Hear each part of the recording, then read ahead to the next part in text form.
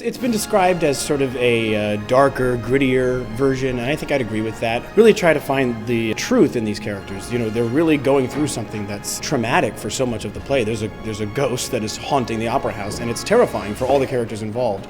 And so I think to really dig into these characters and figure out, you know, how that affects each one of us in a different way is sort of what sets this production apart. I think that in this production you see a lot more of the story through Christine's eyes, so you get to see a lot more of her story as well, and you see where she's come from and how she's really grieving throughout the entire show about the loss of her father, and she's yearning for love and she's looking for that. So that's really special as a young girl to play that. Our traveling crew of close to 20, in addition to about 75 locals, so about 100 people. It takes 3.5 days to get the whole show into Rochester. It is one of the heaviest shows on the road right now. Our Chandelier was designed by Howard Eaton, who did the Olympic rings in London. He really put together a masterpiece there. There's over 6,000 beads in the entire Chandelier, and the whole thing weighs at least a ton. The Chandelier requires its own rigging.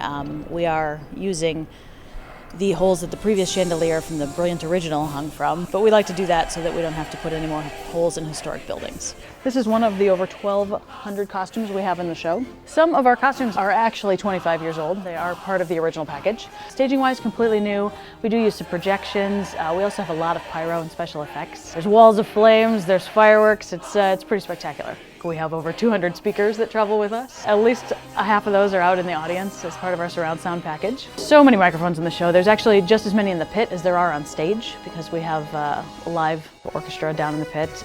We travel with 5 musicians and we pick up the rest locally. So we have some really amazing players here in Rochester. It looks different. The score, the story, the music, that's all exactly the same. It's such an honor to be a part of such a talented cast, above all, honestly, and such a successful show is just on top of it. It's like the icing on the cake. To sort of get to breathe new life into this with this new production of it, and to sort of play the role that I'm playing, it's just a tremendous honor. It's amazing. I mean, this show's been around for so long, and when you think of Broadway, you know, Phantom of the Opera is one of the first shows that comes into your brain.